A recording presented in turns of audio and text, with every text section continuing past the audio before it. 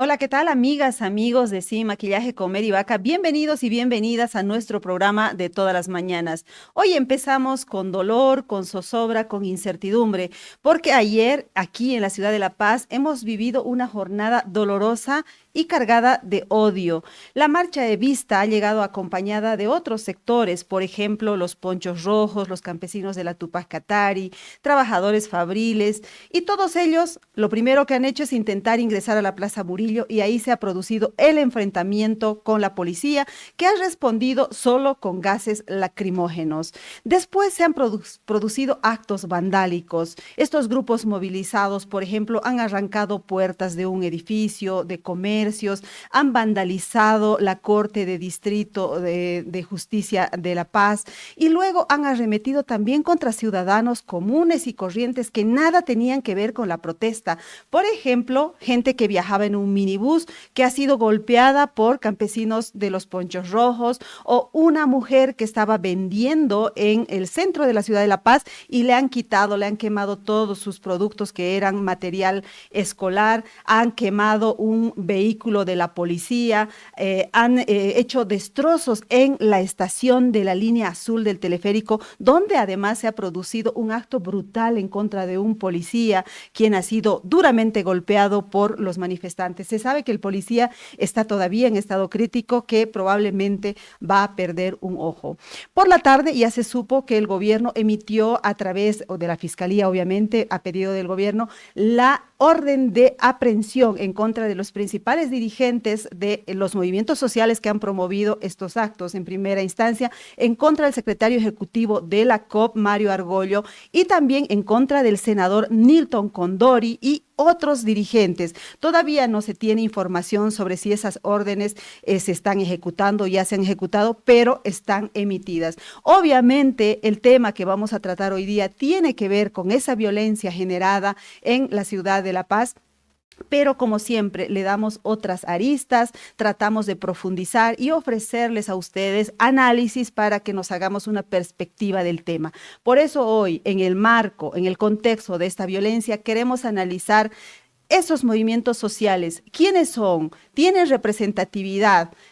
Sus dirigentes tienen legitimidad. ¿Quiénes son esos dirigentes? Para eso hemos convocado a un panel de expertos. En primera instancia, quiero dar la bienvenida a Rafael Archondo, investigador social y analista político, que está conectado con nosotros desde México. Rafael, buen día. Un abrazo desde Bolivia. No tenemos audio. A ver, vamos a ver, tal vez hay un problema del micrófono. Rafael Archondo, ahora sí, vamos. Ahora sí, Ahora sí. sí, sí. Rafael, buen día. Un abrazo desde La Paz. Un abrazo para ti también, para Renzo que está conectado y un saludo a a todo el público de Sin Maquillaje. Gracias por hacer del análisis una actividad sin maquillaje. Muchísimas gracias, Rafael. Y sí, damos la bienvenida a Renzo Abrucese. Él es sociólogo, analista político y está conectado desde Santa Cruz. Renzo, buenos días. Muchísimas gracias por compartir con nosotros este panel. Igual tenemos problema de audio. Tal vez está apagado el micrófono o tal vez está aquí. Ahora sí, vamos, ya estamos, dice. Adelante, Renzo. Muchas gracias, es un gusto compartir contigo, compartir con Rafael, estar en el programa, es un verdadero honor. Muchas gracias. Muchas gracias a ambos. Lo primero que quiero preguntarles a ambos, además, empiezo con Rafael, ¿qué se llama esto que estamos viviendo en Bolivia? ¿Se llama insurrección popular? ¿Se llama intento de derrocamiento de un gobierno? ¿Se llama protesta social? ¿Qué se llama? Empezamos, Rafael. Yo creo que ayer hubo un conato insurreccional, efectivamente, si uno observa las imágenes, uno observa un poco el curso de los enfrentamientos, que además fueron transmitidos en vivo por algunos medios de comunicación, puede observar la preparación de los manifestantes, es decir, no llegaban simplemente caminando como cualquier persona que protesta por algo, sino llegaban preparados, digamos así, para un enfrentamiento callejero. Creo que es visible, los cooperativistas también hicieron lo propio, además de llevar sus cascos, que no solo son un elemento ritual que reconoce, digamos, su adscripción laboral, por supuesto están pensados también para protegerse y para avanzar, digamos así, con menos temor frente a lo que podría ser una represión policial. Hemos visto efectivamente lo que tú comentabas, cuando se extraen las puertas del edificio Ugarte, pues hay efectivamente una actividad coordinada, es decir, algunos videos también mostraron horas antes una preparación en el Alto, en diferentes provincias. El hecho de llegar con palos, la agresividad en general demostrada por todos ellos, eh, es evidentemente también producto del enojo, pero creo que hay en todo esto una evidente preparación para probablemente lograr un ingreso a la Plaza Morillo en primera instancia, pero también provocar una serie de daños y generar una situación de caos. Yo creo que la violencia de este tipo tiene que ver con eso, con la posibilidad, digamos, de hacer noticia, de llamar la atención, de lograr, por ejemplo, que Bolivia esté en los titulares y que se considere al país como en la antesala, digamos así, de un caos, de un momento muy difícil, muy complicado, generar la sensación de que no hay gobernabilidad y que no hay condiciones, digamos, para que Rodrigo Paz continúe ejerciendo su mandato. Me parece que todo ello está en estos ingredientes y creo que sí son unos síntomas evidentes de una crisis al interior de los movimientos sindicales. Estoy pensando sobre todo en las 20 provincias de La Paz, en la zona del altiplano, en todo lo que es, digamos así, el electorado de Rodrigo Paz en el año pasado, ¿no? Son estos sectores que efectivamente se decantaron eh, por Rodrigo Paz, que no siguieron la consigna del voto nulo que se había planteado desde el Chapare. Estamos hablando de un segmento muy importante que también le dio la victoria a Luis Arce sorpresivamente cuando en 2020 todos imaginaban que podía ganar la oposición, o por lo menos que iba a haber la posibilidad de una segunda vuelta. Son segmentos que podríamos llamar el mundo aymara, que están fuertemente organizados, que tienen una estructura corporativa. Y entonces es muy importante lo que tú dices, Mary, la necesidad de definir esto. Fue un conato insurreccional, pero creo que proveniente sobre todo de estos sectores. Y bueno, regresa un poco el debate boliviano sobre la democracia. Hay pensadores que han calificado esto como democracia comunitaria, como democracia de base, democracia asambleística. Es decir, ha habido toda una romantización también de estos sectores en algún momento, sobre todo estoy pensando a principios de siglo, pero también hubo pensadores, investigadores que plantearon que esto no era otra cosa que una democracia corporativa que fue fuertemente alimentada por redes de prebendalismo estatal que funcionaron sobre todo en la época de bonanza del gobierno del MAS, principalmente bajo el gobierno de Evo Morales, cuando había mucho dinero para repartir y donde había de alguna manera un modus vivendi entre estas organizaciones sindicales, entre las juntas vecinales del Alto que nominaban al ministro de Aguas. eh, pues prácticamente el Estado plurinacional se construyó de esa manera, a través de redes prebendales, a través de la UPRE que manejaba Juan Ramón Quintana. Se entregaban obras, se entregaban una serie de beneficios, de ventajas que eran distribuidas generalmente a través de estas redes, que eran redes clientelares esencialmente. Y yo tengo la sensación, Mary y Renzo, que estas redes han perdido ya, pues por supuesto, su fuente de sustentación y que imaginaban que Rodrigo Paz las iba a restablecer, las iba a reponer. Y en 6 meses han comprobado que esto no va a suceder, que no hay plata y que entonces yo creo que estamos viviendo ya los primeros momentos de crisis desde la base, digamos así, del Estado plurinacional, que esperaba sostenerse, digamos, a partir de la continuidad del flujo de estos recursos, ¿no? Pero estos recursos ya no existen. Incluso si gobernara Lara, si regresara Evo Morales al poder, tampoco podría restituirlo, sería complicado. Claro. Y entonces me parece que esa es la base, digamos, de un debate, Mary y Renzo. Muy bien, conato insurreccional por parte del electorado de Rodrigo Paz. Eso es lo que básicamente nos está explicando Rafael Archondo. Quiero ir con la misma pregunta, por favor, con Renzo Abrucese. Renzo, ¿qué ha pasado ayer o qué está en curso en Bolivia en este momento? Por favor, adelante. Gracias. Sí, yo creo que efectivamente trata de un conato insurreccional. Pero en realidad esto va mucho más allá de lo que normalmente estamos acostumbrados a ver como conatos, como insurrecciones en Bolivia, excepto la del 52.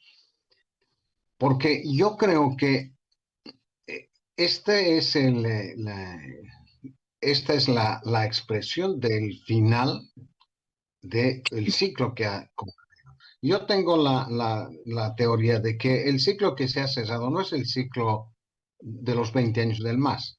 Yo tengo la teoría, y esto lo he publicado en el último libro, de que el ciclo que se cerró fue el ciclo del 52, un ciclo muy largo, un ciclo centrado en lo popular, ¿no?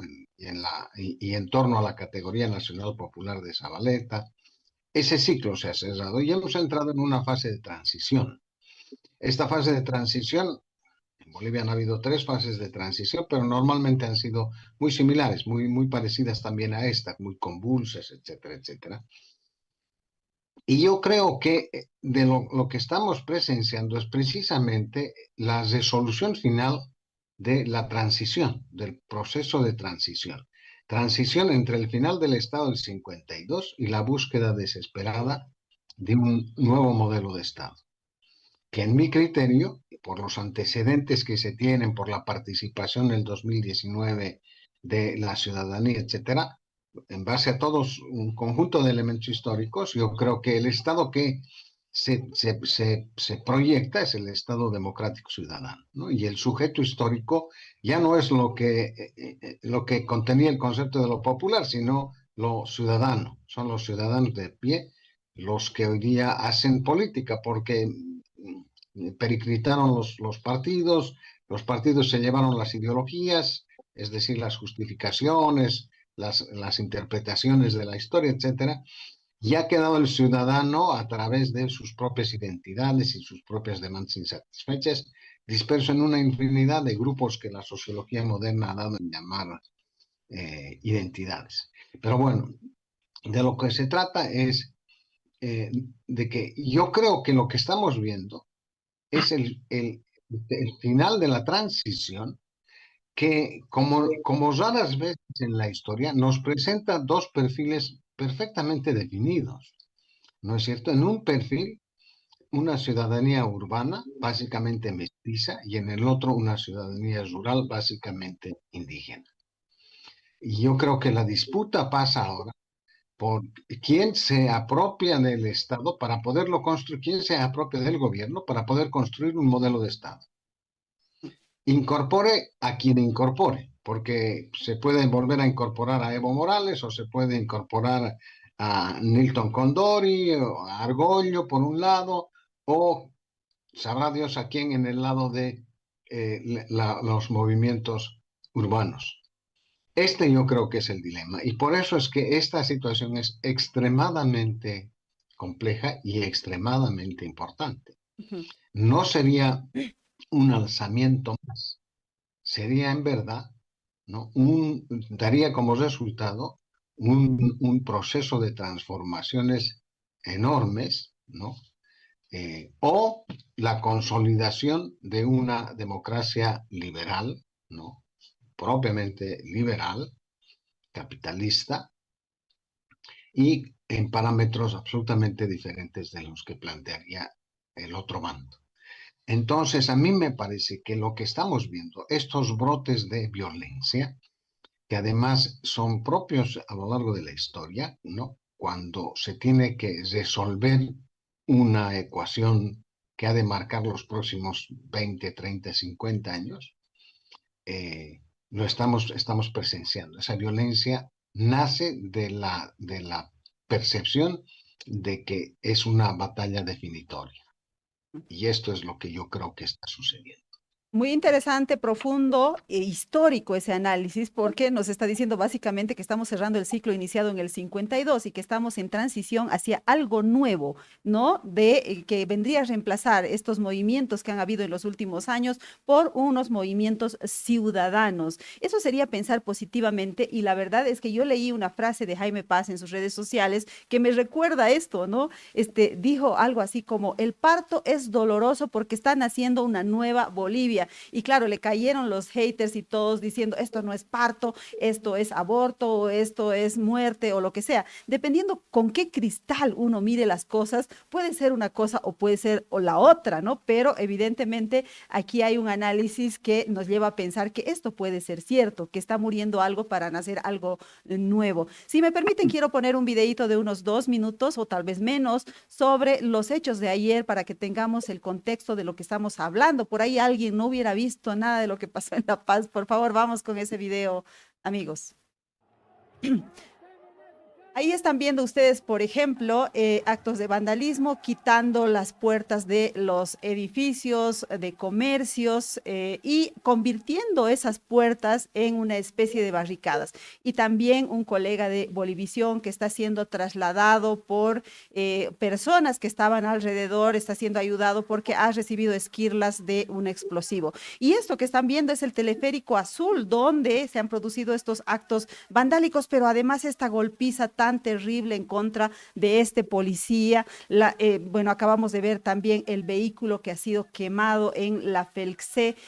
Lamentablemente esto es muy duro porque obviamente estamos viendo una humanidad que está siendo golpeada por los manifestantes. Y también una colega periodista que ha sido correteada por los campesinos y que se ha desmayado lamentablemente y que ha tenido que ser auxiliada en medio de la protesta. Vemos también imágenes de la Corte de Distrito de La Paz, donde han roto la puerta, era una puerta de rejas enormes, yo no sé cómo lo han hecho, y han empezado a sacar esto que están viendo, sillas, papeles, mesas, algunos implementos de la Corte de Distrito del Departamento de La Paz, en la calle Potosí, donde funcionan los juzgados. Y bueno, ahí están los saldos, digamos, de la violencia que ha ido quedando en las calles. Como pueden ver, papeles, además, obviamente, las ventanas de las estaciones del teleférico que han sido vandalizadas, rotas, ¿no? Estos bienes nuestros, bienes de todos los que vivimos en esta ciudad y en el país, que han sido vandalizados por las personas que han llegado ayer. Bueno, ahora sí quiero ir nuevamente con nuestros analistas. Empiezo con Rafael Archondo para preguntarle sobre estos movimientos. Ya él nos ha dado una pauta, quiénes son, Tlatupacatari, en fin, estos movimientos que han cogobernado con el MAS durante los últimos 20 años. Rafael, ¿qué están buscando estos movimientos sociales? Es decir, se supone que han perdido el poder. ¿Están buscando recuperarlo? ¿Quieren que Rodrigo les tome en cuenta, que les dé ministerios? ¿O tal vez están queriendo realmente derrocarlo para imponer un nuevo gobierno? Yo creo que estaba en el abanico de posibilidades las dos cosas que tú dices, Mary. Por un lado, por supuesto, conseguir la renuncia de Rodrigo y gobernar con Lara, creo que eso estaba manifiesto, estaba claro.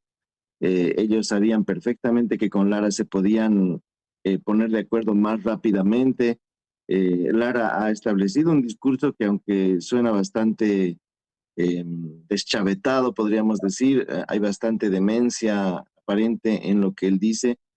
Tenía que ver con eso, con que Rodrigo se regresara, digamos, a sus promesas electorales, que dejara de gobernar con Doria Medina, una visión absolutamente desquiciada, podríamos decir, de lo que sería una transición hacia un proceso diferente del que comenzó el año pasado.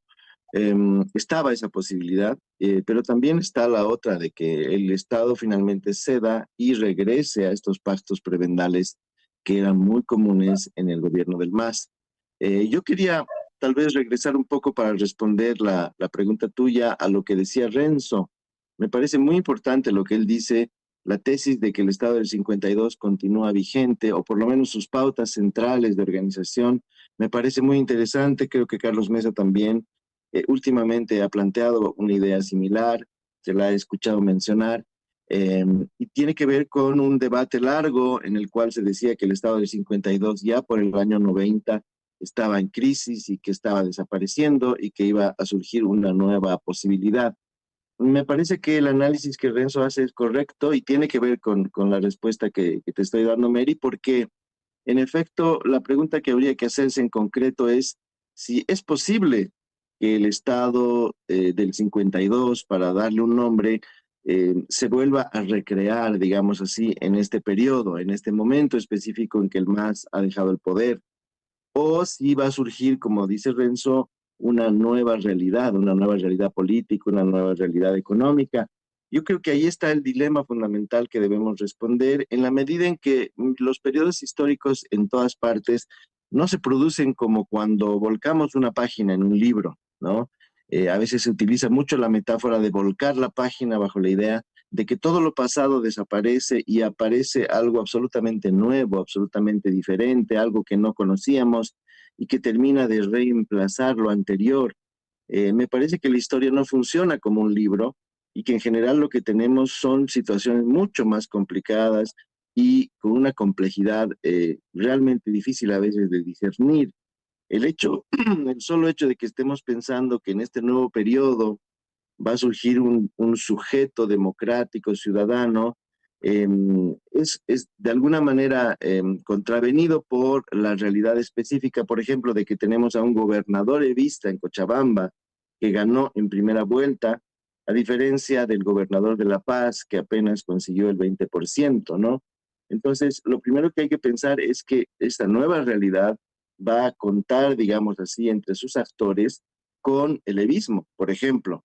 Y entonces ahí tenemos un problema serio porque efectivamente el levismo tributa a la vieja idea del Estado prebendal, del Estado corporativo, y entonces difícilmente se va a venir a un acuerdo de esto que Renzo llamaría un nuevo Estado democrático y ciudadano. Por otra parte, respondiendo ya específicamente a lo que tú señalabas, no hemos visto a ese actor democrático ciudadano salir ayer a defender, digamos así, las puertas del edificio Ugarte.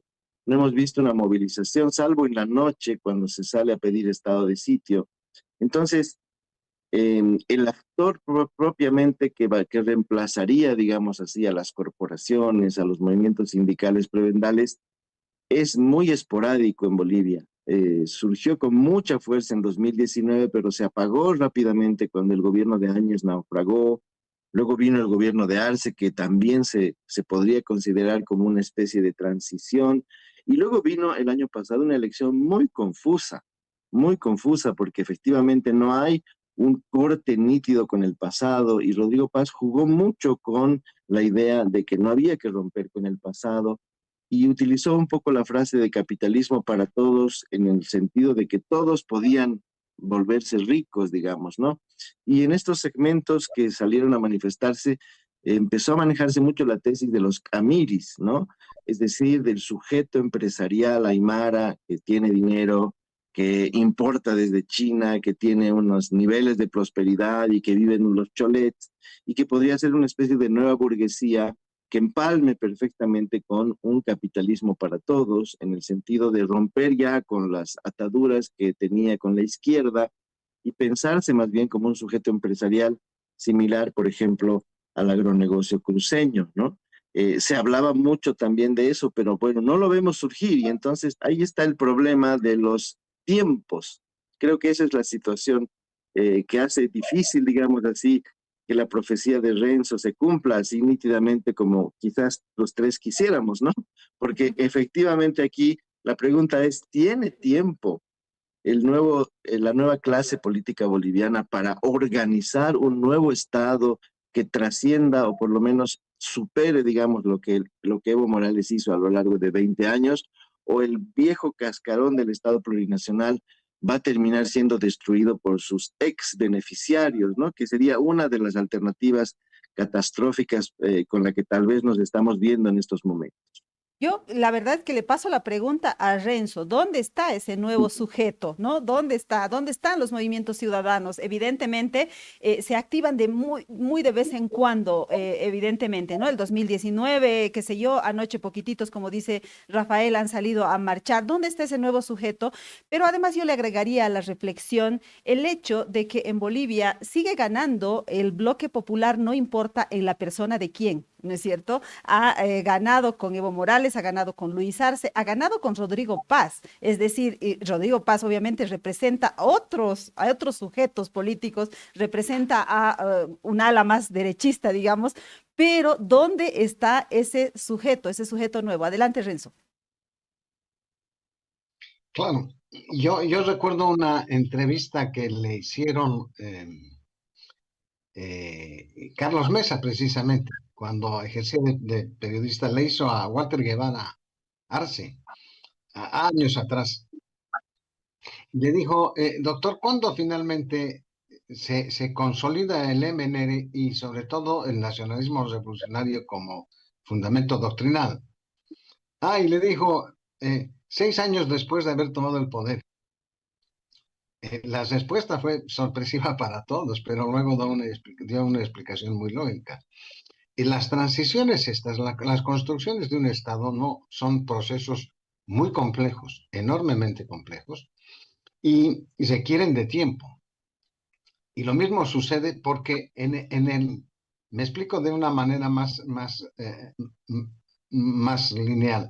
En el meollo de todo esto, en el fondo de todo esto, en realidad está cuáles son los sujetos históricos, quiénes se han apropiado de la historia. En el caso del Estado del 52 fue todo aquello que estaba incluido en lo popular.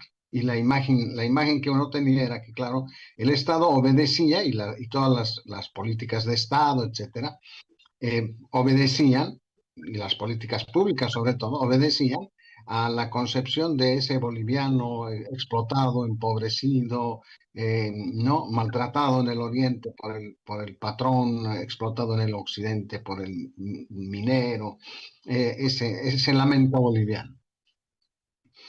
Pero ese sujeto era el sujeto por el que el Estado tenía que funcionar y estaba dirigido a ese. Bueno, yo creo personalmente que ese sujeto ha cedido porque el conjunto de las acciones que se ejecutaron a través de la Revolución Nacional se agotaron. Y acá tengo yo otra hipótesis, ¿no? Que la he hecho público también hace tiempo atrás, que el ciclo del 52 se cerró con Evo Morales. Evo Morales no fue diferente al ciclo del 52. Fue su última fase, fue la fase que yo he llamado en el texto etnocéntrica. Porque si uno revisa con cierto cuidado, resulta que el MAS, en verdad, lo fuerte que hizo era lo que el MNR no pudo o no quiso hacer.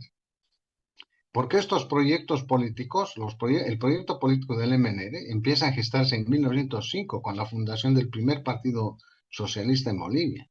Tiene una larguísima data. Hinojosa, cuando toma Villamontes, tiene en los 72 puntos todo lo que hizo la Revolución Nacional.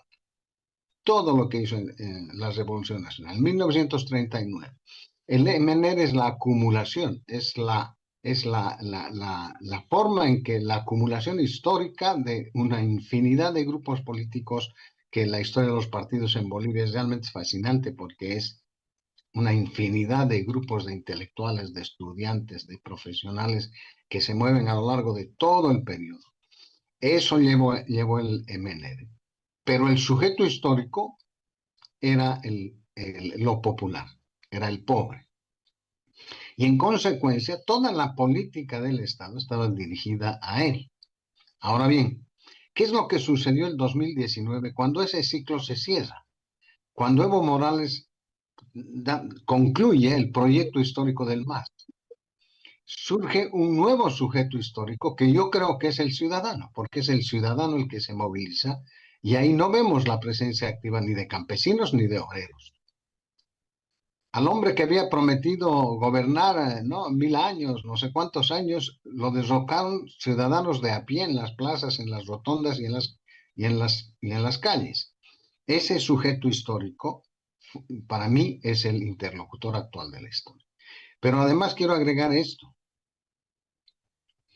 ¿Cuál es, en el fondo, el problema que tenemos que discutir? Es qué mecanismos de participación y de representación se han quebrado y cuáles tenemos que reconstruir y cómo. Porque obviamente lo que uno percibe casi de inmediato cuando ve estos movimientos, más allá, depurando la violencia, depurando la injerencia de otros elementos y de otras variables, lo que ven es que hay una demanda, y no solamente en las fuerzas, no solamente en los sectores campesinos y obreros, también en otros sectores de la sociedad. Hay una demanda de participación y de representación. Los mecanismos de participación y de representación los pulverizó el MAS, porque el MAS pretendía ser el partido único y eterno, y entonces no podía permitir ni participación ni representación de otros sectores que ellos no hubieran seleccionado. Y el problema que estamos viviendo ahora y que se expresa en estos movimientos es la búsqueda de mecanismos de representación y de participación. Ujú. Se ha sustituido esta necesidad con la palabra diálogo, pero el diálogo no es participación ni es representación per se. Podemos estar en una sucesión ad infinitum de reuniones y de todo lo que se quiera, pero mientras no haya mecanismos reales de participación y el ciudadano se sienta, el ciudadano cualquiera, el ciudadano campesino, el ciudadano obrero, lo que fuese, mientras no sienta que participa y no sienta que está representado en el poder, vamos a tener problemas en esta sociedad y en cualquier otra. Claro. Y quiero cerrar con esto. A esto se añade que este no es un problema estrictamente nacional. Esto obedece a la crisis general en el occidente capitalista del capitalismo. El capitalismo hace por lo menos 20 años que está en crisis y los mecanismos de representación del capitalismo han colapsado. Eso explica la enorme cantidad de protestas y la indignación generalizada en todos los países. Bueno, eso se añade a nuestro problema. Y acá le hemos dado una especificidad mucho más local y mucho más cultural. Pero yo creo que eso es lo que están buscando. En el fondo, representar y participar. Y en su versión extrema, eso significa tomar el poder. Porque Exacto. si estás en el poder, tienes el 100% de la participación y el 100% de la representación. Ya, muy bien. Entonces, es procesos largos, reclamo de participación, de ingresar en las estructuras de poder. Quiero leer un comentario. Nos escribe Beatriz y nos dice, el electorado de Rodrigo Paz esperaba un gobierno que trabaje por los sectores con menores condiciones de vida digna. Sin embargo, se liberó de impuestos a los agroindustriales y así sucesivamente estos 6 meses. Y en lugar de dialogar, sus ministros se los vio apurados con el 17-20 y hoy se distrae indicando que es una marcha evista. Pareciera que el gobierno se sentó en la ventana a mirar. Bueno, vamos a ir a una breve pausa y enseguida volvemos con nuestros invitados.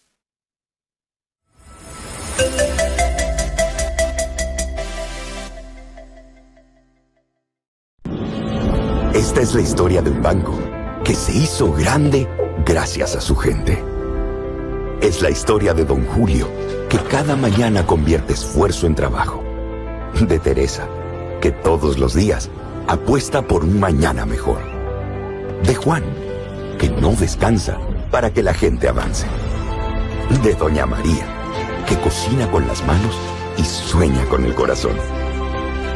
De Pedro y Alicia, que encontraron el lugar donde empieza su historia.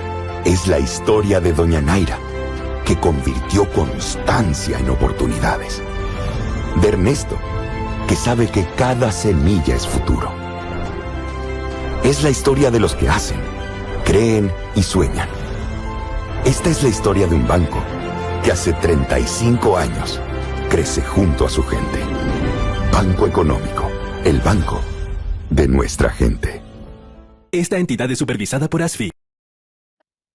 Regreso en Sí Maquillaje, tratando de entender lo que pasó ayer en la ciudad de La Paz. Bueno, nos escriben también nuestros haters, dice Jaque Sac, dice, ni siquiera saben hablar apropiadamente estos periodistas. Vamos a estar practicando, no se preocupe, Jaque. También Ricardo Humérez nos escribe y dice, ¿en qué momento se corrompen los movimientos sociales y cuál debería ser el rol ideal de estos en el siglo XXI? Quiero volver con Rafael Archondo justamente al tema que nos convoca hoy, que es el tema de los movimientos sociales. Con esta pregunta, pero además yo le agregaría el tema de la legitimidad. ¿Son legítimos? ¿Pueden conducir una protesta o definitivamente ya están en otro plano? Sí, yo creo que esencialmente lo que el MAS hizo fue consolidar eso que García Linera llamaba un gobierno de los movimientos sociales, que no era otra cosa que un gobierno de estas redes prebendales, ¿no? Es decir, lo que de alguna forma los bolivianos aspirábamos a partir del 2005, era que Bolivia dejara de sufrir los bloqueos, dejara de vivir estos conatos insurreccionales como el que hemos vivido ayer. Y confiaron en que Evo Morales, que había conducido precisamente estas acciones, una vez en la presidencia, terminara con ellas y se pudiera lograr una cierta estabilidad. Creo que muchos electores en 2005 apostaron por aquello, por hacer que estos movimientos sindicales que habían sido disruptivos finalmente se aplaquen y comiencen a colaborar, a trabajar, digamos, en función de la prosperidad nacional. Y efectivamente no podemos negar que en esos 20 años Evo Morales consiguió esa estabilidad. Dejamos de sufrir los bloqueos y parecía que todos estos movimientos y sus bases se habían dedicado esencialmente a producir, es decir, se habían dedicado a tener una vida económica cada vez mejor. Se hablaba mucho del vivir bien y efectivamente esos 20 años tuvieron esa cierta paz social que se buscaba y que fue consolidando la estructura de este partido de Estado que fue el MAS. Esto funcionaba en la medida en que se apropiaron de los beneficios del gas y de la posibilidad exportadora de Bolivia, que efectivamente convirtió al Estado boliviano en un Estado 7 veces más grande. Ese es el tamaño, digamos así, de la transformación y lo que significó lo que se llamó la nacionalización del gas, ¿no? Es decir, hacer un vuelco tributario para que las empresas entregaran el 80 y no el 20% de sus ingresos. Básicamente esto se podría considerar lo que alguien preguntaba, es decir, la prebendalización o la corrupción o el sometimiento o la supeditación de estos movimientos al Estado.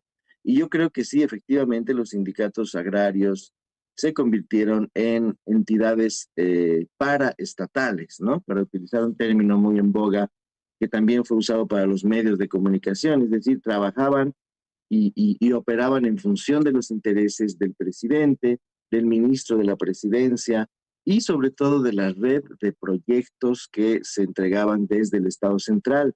El gobierno del MAS estableció un Estado profundamente centralista. El 70% de los ingresos se quedaba en manos del Estado central y a partir de ahí había, como sabemos, una red de obras que se asignaban, digamos, a los actores locales y que hacían que Evo Morales estuviera en campaña electoral durante todos los días del año. Él viajaba e inauguraba hasta la última obra más pequeña en los municipios. Así funcionó, digamos, ese Estado, que como bien dice Renzo, a lo mejor fue la prolongación del Estado del 52, la cristalización de muchos de los anhelos de los líderes del MNR. Por ejemplo, yo recuerdo mucho haber leído varios discursos en los que el presidente Siles, que se encargó de abatir la inflación que vino a partir de la nacionalización de las minas en su primer periodo de gobierno, apostaba permanentemente en sus discursos a que Bolivia cambiara de la economía del estaño a la economía del petróleo. Pues bien, la economía del estaño en realidad derivó en la economía del gas y eso fue lo que le permitió precisamente esa estabilidad. Todo eso que acabo de describir está hoy en crisis. Ya entró en crisis en el periodo de Yanine Áñez y se profundizó aún más con Luis Arce y por supuesto en el caso ya de Rodrigo Paz esto está muy, muy disminuido. Entonces, la gran pregunta es, y siguiendo con el análisis, ¿qué tipo de Estado nuevo se puede establecer? O sea, la gran pregunta en realidad es ¿de qué va a vivir el Estado boliviano en los próximos años? ¿No? Eso es lo más importante. ¿Con qué vamos a reemplazar eso que acabo de describir? Es decir, ya no hay gas y entonces ¿cómo alimentamos ese Estado? Y yo creo que lo de ayer fue específicamente una acción desesperada, Mary, Renzo, de estos sectores que aprendieron a vivir de ese derrame económico, que aprendieron a vivir de esos excedentes, digamos así, que el Estado se encargaba de repartir. Y yo creo que el elemento más emblemático fue que Rodrigo Paz también pensó que podía hacer lo mismo. Ya le regaló un vehículo a la FEJUVE, me parece, hace poco, ¿no? Como un gesto de que, bueno, quedan estas migajas y les vamos a entregar un vehículo para que se muevan los dirigentes. Es decir, tratar, digamos, de ser una especie de Lucho Arce recargado, digamos así, y con un poco más de sabiduría económica porque sabe traer la gasolina. Pero, es decir, yo creo que el más grave error de este gobierno ha sido querer seguir administrando el Estado plurinacional así como lo recibió, pero sin los ingresos que tenía, y por lo tanto la ecuación finalmente no funciona. Es decir, ese es el grave problema. Y entonces sí, yo creo que ahora es una responsabilidad histórica, y yo creo que la reunión con autoridades electas podría ser el primer paso para dar justamente ese salto a un nuevo Estado, donde no haya un partido hegemónico, un partido dominante, donde tengas una multiplicidad de actores en cada uno de los municipios, en cada uno de los departamentos, y donde efectivamente la democracia se construya desde abajo, un poco el sueño que tuvo la participación popular, es decir, entregar dinero a las autoridades, el dinero que hay, y que en vez de que el presidente esté inaugurando hasta la última canchita del municipio más perdido de Bolivia, lo haga su alcalde. Su alcalde, ese debería ser el hombre o la mujer que finalmente entregue las obras que la localidad necesita porque conoce mejor las necesidades. Ese sueño que en algún momento vino de la mano, uno, de la participación popular y dos, de las reformas constitucionales que Carlos Mesa introdujo al incluir las agrupaciones ciudadanas como actores efectivos en el plano electoral. Me parece que la combinación de los dos puede abrir paso a que ya no sea el bloqueo, ya no sea la manifestación y el dinamitazo, sino el trabajo efectivo desde abajo con la gente, con tus electores, que permita precisamente generar credibilidad y permita que el Estado boliviano funcione en todos sus espacios, digamos así. Creo que generando una atmósfera propicia para que ese actor ciudadano del que habla Renzo pueda aparecer visiblemente y pueda tener el poder, sería, digamos, la manera de ir imaginando que este impasse de tiempo que tenemos de un Estado en crisis que se viene abajo, no sea, digamos, el determinante para que no se pueda construir otro, ¿no? Porque eso es lo que necesitamos, un espacio para construir otra cosa. Y mientras estemos asediados por los escombros del Estado plurinacional, es muy difícil construir algo nuevo. Muy bien, ya empezamos entonces a proyectar, a mirar qué se debería hacer para salir de este atolladero en el que estamos. Y le pregunto a Renzo entonces, para consolidar esta transición de la que él nos habla, ¿qué hay que hacer? Hay que integrar, hacer pacto social, excluir. ¿Cuál debería ser el camino que tome Rodrigo Paz? Y además, ¿con quiénes? ¿Con los sujetos populares? ¿Con los sujetos ciudadanos solamente? ¿Con ambos? ¿Cuál es el camino, Renzo? No, yo creo que el primer paso es transformar el Estado, porque curiosamente el gobierno de Rodrigo Paz ha querido armar un Estado liberal, además, bien cerca al neoliberal, además, liberal, en una estructura estatal populista, porque no logró desmontar el aparato popular, no ha logrado desmontar el aparato populista, y no puedes, hay pues principios liberales que son incompatibles en una estructura popular. Bueno, ese fue un primer problema. El segundo problema es que en realidad de lo que se trata es de que si nosotros concebimos una sociedad de ciudadanos, en el mejor estilo, en el mejor sentido de la Revolución Francesa, sujetos con deberes y obligaciones ante la ley, nos evitamos el problema de hacer taxonomías diferentes, ¿no? El mestizo, el blancoide, el indio, el campesino, el indígena, porque finalmente somos ciudadanos para el Estado. Somos entidades con derechos y obligaciones, todas iguales.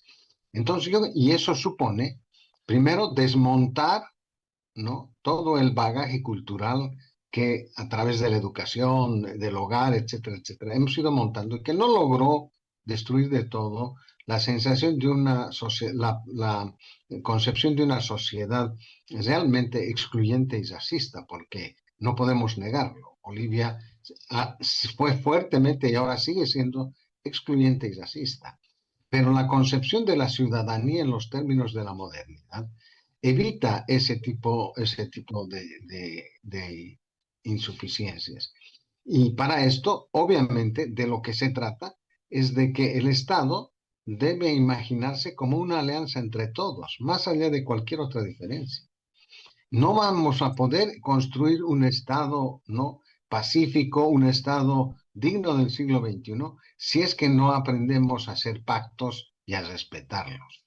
Si es que no aprendemos a manejar la diferencia de una manera más mesurada y de una manera más moderna, en otras palabras. De manera que, y yo creo que uno de los problemas del gobierno de Rodrigo Paz es que se lanzó de una forma tan frontal hacia la burguesía agroindustrial cruceña que dejó una impresión muy marcada de una brecha muy marcada. Yo creo que ese ha sido un elemento también muy importante que ha funcionado a la hora de que estos grupos insurreccionales puedan, ¿no?, catalizar cierto tipo de apoyo popular. Entonces, indudablemente, no hay forma de gobernar en la modernidad capitalista occidental actual sin pacto. En las sociedades son instituciones de pacto social. Instituciones de pacto social que deben refrendarse en la ley y en la estructura del Estado. Y en Bolivia tenemos pues unas brechas enormes. El Estado funciona a veces leguas de cierto tipo de demandas, cierto tipo de representaciones. Es necesario fundar un Estado capaz de conjuncionar la nacionalidad más allá de las etiquetas étnicas, de clase, etc. De clase ya no tiene sentido porque las clases han hecho aguas en todo el mundo. Pero por lo menos que sea capaz de articular adecuadamente las diferencias culturales en una misma sociedad. Yo creo que esa es la solución, pero tiene que tener pues mecanismos creados para eso y no he visto que se avance mucho en ello. Alianza entre todos, pacto, redirigir las cosas, diría yo también, ¿no? Usted dice que se ha entregado a la burguesía cruceña solamente, pues no, es hora de incluir, es hora de integrar a todos. Nos escribe escritora de La Leche y dice, la solución es que el Estado esté a cargo de las organizaciones sociales, cada una poner a su representante en las diferentes áreas o ministerios llamados ahora. Los originarios deben volver a autogobernarse, quiere que se vuelva al esquema que nos ha heredado el MAS. Vamos a ir a una brevísima pausa y enseguida volvemos con nuestros analistas invitados.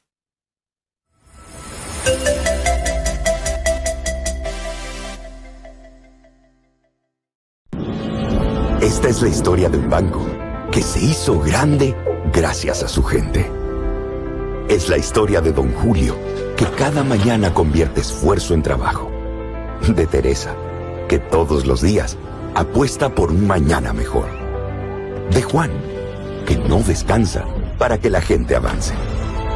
De Doña María, que cocina con las manos y sueña con el corazón.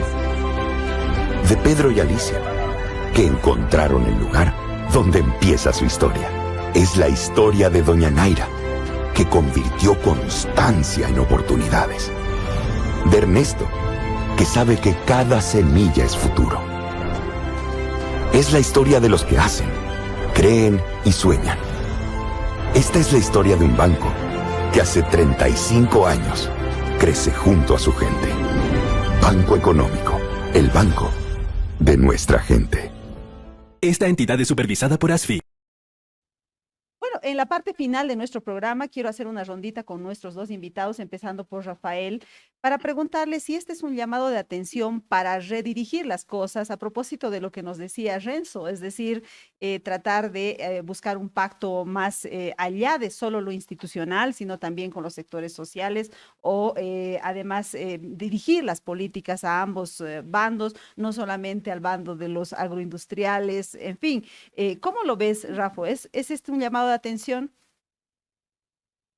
Sí, yo creo que esencialmente Rodrigo ha tenido el primer reflejo, digamos, en estos 6 meses de lo que podría ser un buen gobierno. Su primer reflejo ha sido reunir a las autoridades electas, la reunión de Cochabamba. En medio ya de los bloqueos, en medio ya de las amenazas, pues hemos visto a Tuto Quiroga dar un discurso ahí, hemos visto a los gobernadores.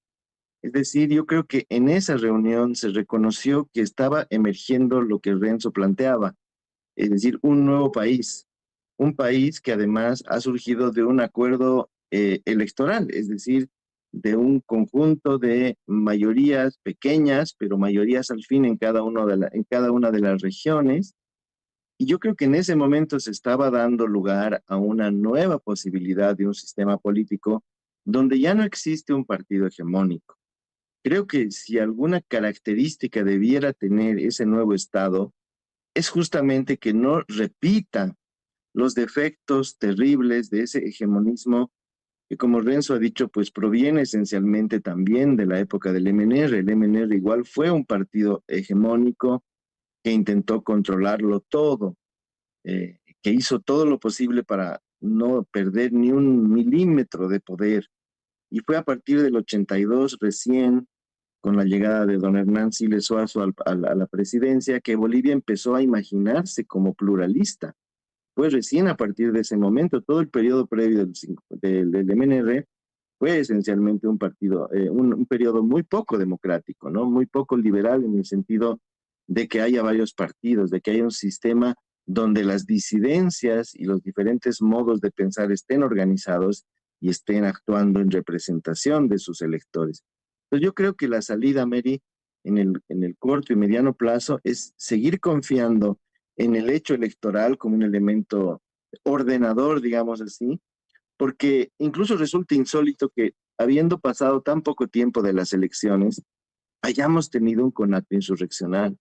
Yo creo que eso no tiene mucho sentido desde el punto de vista del análisis, porque cuando la gente va a votar y finalmente gana o pierde su opción, pues existe un cierto estado, digamos, de satisfacción, de tranquilidad, y eso no es lo que ha sucedido aparentemente en el Departamento de La Paz y sus alrededores. Sabemos que en las últimas elecciones la cantidad de votos nulos en el Alto, en las provincias, ha sido muy alto. No se sienten probablemente representados estos sectores y no sabían qué hacer en las subnacionales, a diferencia de todos los demás electores en Bolivia, ¿no? Entonces yo creo que la salida efectivamente es esa, es buscar un esquema político descentralizado, que no tenga ya un vector, ¿no? Que decida todas las cosas de manera autoritaria y vertical.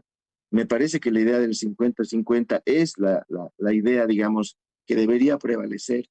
Bolivia debería tener esquemas regionales de articulación diferentes, sistemas de partidos diversos, ¿no? Es decir, no sé, identidades cada vez más específicas, lo cual evidentemente puede quizás lesionar la unidad nacional, pero que le va a dar también una compactación desde la base, que eso es lo que no se ha tenido.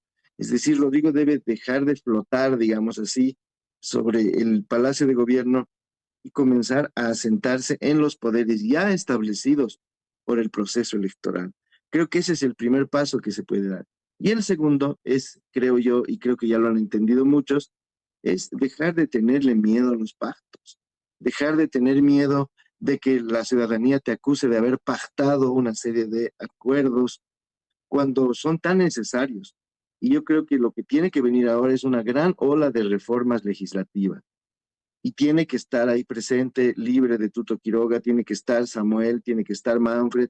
Es decir, si el momento actual no viene acompañado de una mayoría parlamentaria sólida, irreparable, digamos, en el sentido de que no se puede detener y se comienza realmente a establecer un poco los cimientos de esa nueva situación en la que podremos construir algo diferente, me parece que sí, este va a terminar siendo un gobierno de transición, como lo dijo el propio Doria Medina, que ya le dio un plazo hasta el 8 de noviembre a Rodrigo para ver si se convierte en un gobierno de transición o si más bien es el gobierno del cambio, ¿no? Yo creo que ya la ambición de Rodrigo Paz tiene de alguna manera que crecer. Sé que no es momento para ser ambicioso ahorita, después de los golpes, las piedras y la dinamita, pero creo que no queda más que avanzar, no queda otra que avanzar, porque el retroceso va a ser realmente dramático si es que se llega a dar.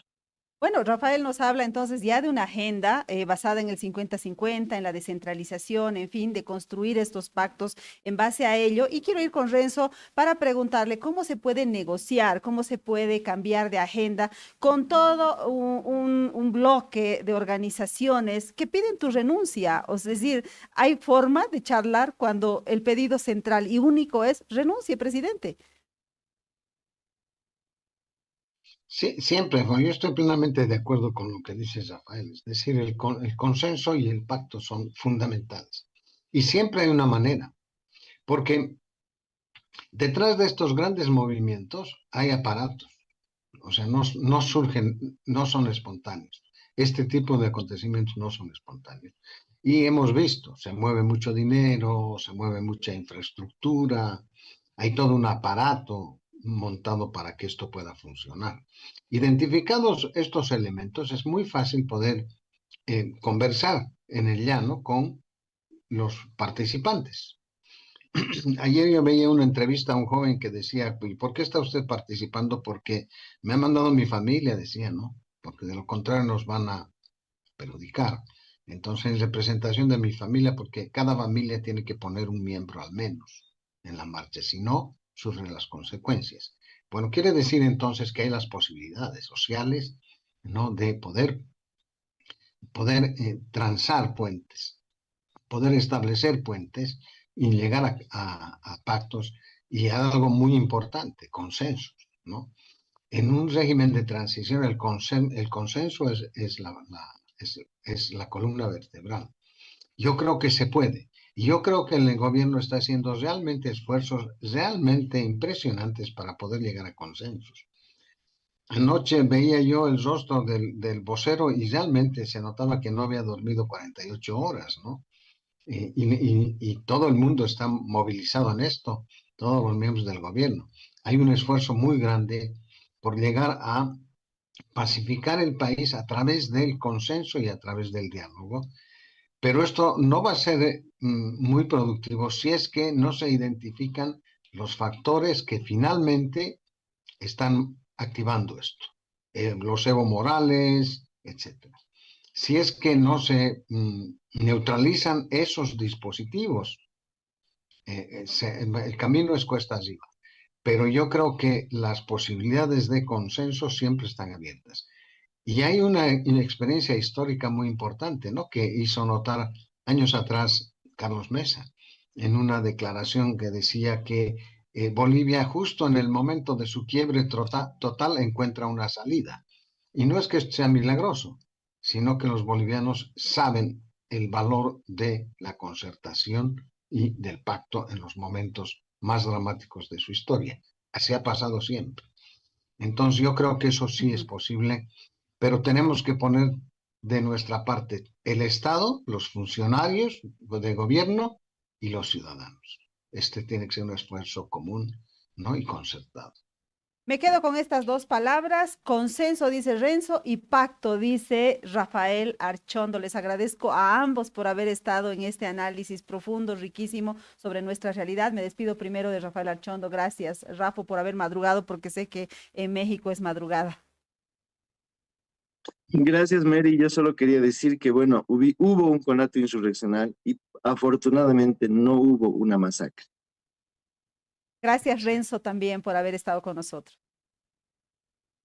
No, gracias. Pues un gusto verlo a Rafael de tanto tiempo, un gusto verte a ti, no tan próxima, siempre te veo en la televisión, entonces, un verdadero gusto a tu disposición. Muchísimas Muchas gracias. gracias. Y pronto vamos a estar además con Rafael y Gonzalo Mendieta porque van a presentar un librazo aquí en La Paz en junio y queremos tenerlos aquí para que nos expliquen. Es sobre las relaciones Bolivia-Estados Unidos. Amigas, amigos de Sin Maquillaje con Mary Vaca, les agradezco por habernos seguido una mañana más, en esta ocasión con el análisis de la violenta jornada que hemos vivido ayer aquí en La Paz. Enseguida viene Brújula Streaming con Raúl Peñaranda y Diego Ayo. Ellos van a entrevistar al canciller, pero también van a tener análisis de Gonzalo Mendieta.